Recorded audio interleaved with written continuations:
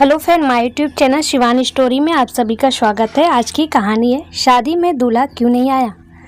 आज उमाकांत जी की बेटी माही की शादी होने वाली थी, लेकिन शादी के कुछ देर पहले ही लड़के वालों का फ़ोन माही के पिताजी के पास आता है और वह उनसे अचानक ही 15 लाख रुपए मांगते हैं। उन्होंने माही के पिताजी उमाकांत जी फ़ोन करके ये कहा था कि अगर तुम्हारे पास पैसों का बंदोबस्त होगा तभी बारात आएगी, वरना बारात नहीं आएगी।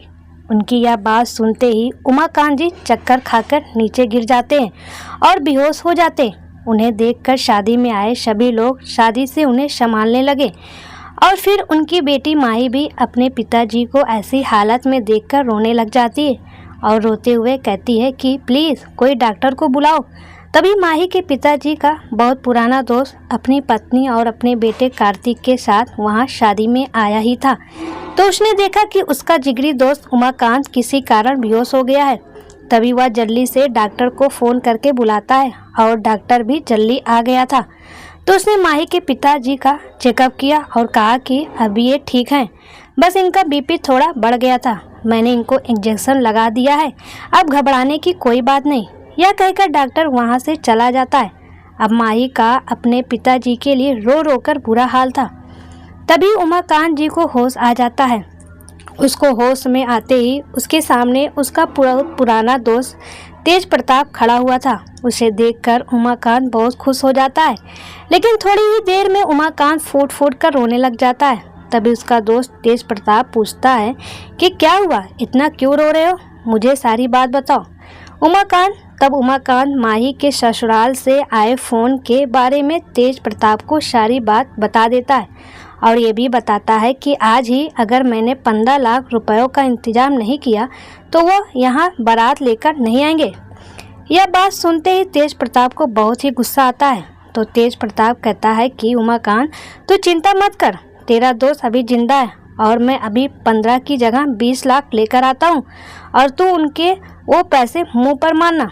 तभी उमाकांत की बेटी माही कहती है कि प्रताप अंकल, आपको पैसे देने की कोई ज़रूरत नहीं है, मुझे शादी करनी ही नहीं है।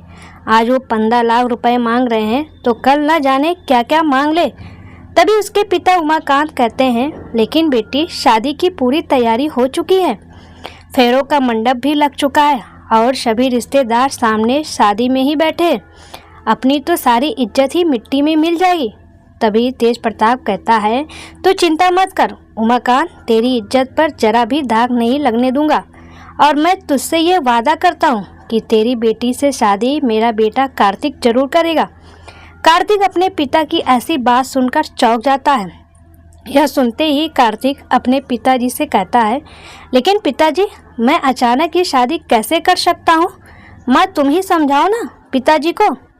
कार्तिक की माँ सुमित्रा भी उसे माही से शादी करने को ही कहती है और यह भी कहती है कि बेटा, एक लड़की की इज्जत को समझ, तुझे उससे शादी करनी होगी।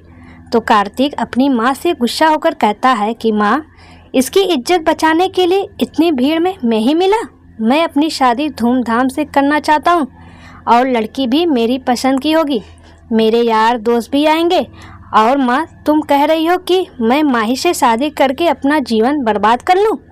तभी कार्तिक के पिताजी कार्तिक को समझाते हुए कहते हैं कि बेटा, जिस तरह माही तेरे लिए अनजान है उसी तरह तू भी माही के लिए अनजान है, लेकिन माही ने एक बार भी यह नहीं कहा कि वह तुझसे शादी नहीं करेगी और ऐसी परिस्थिति तो किसी के भी घर में आ सकती है। कल को तेरी बहन की शादी होगी तो ऐसा उसके साथ भी हो सकता है, तब हमारी भी इज्जत कोई ना कोई बचाएगा ही।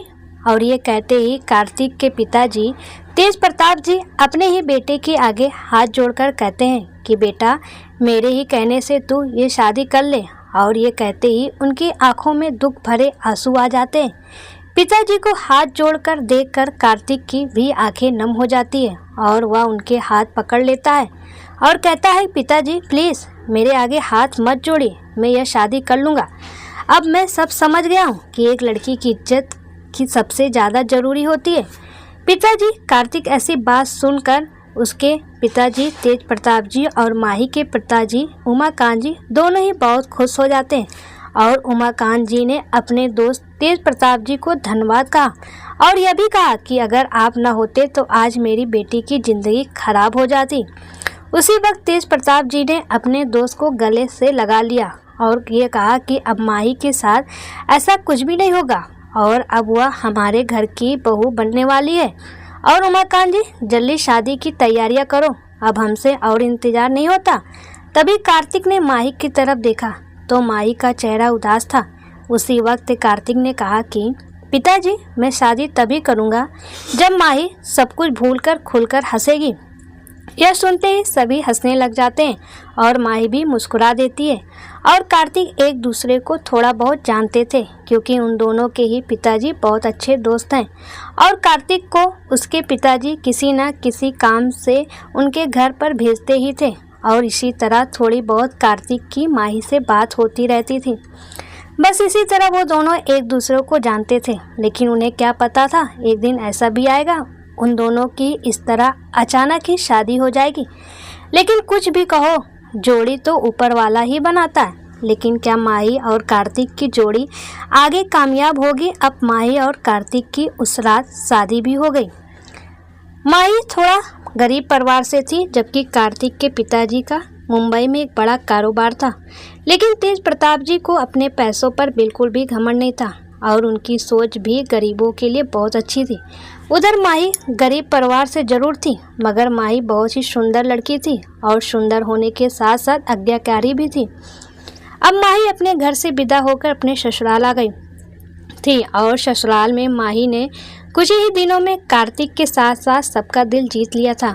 और तेज प्रताप जी यानी माही के ससुर भी माही से बहुत खुश थे और कार्तिक को भी माही से इतना प्यार हो गया था कि एक दिन उसने माही से ये कह दिया कि माही, मैं बहुत खुश नसीब हूँ कि मुझे तुम जैसी पत्नी मिली, वरना न जाने मेरी शादी किससे होती। अब मैं तुम्हें पाकर बहुत खुश हूँ।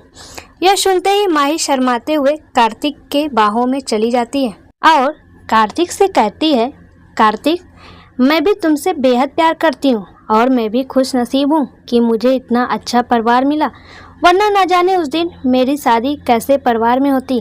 तभी कार्तिक माही के ओठों पर अपनी उंगलियां रख देता है और कहता है, भूल जाओ उस दिन की बातें, अब तुम बस मेरी हो और मेरे होते हुए तुम्हें कभी किसी बात की परेशानी नहीं होगी।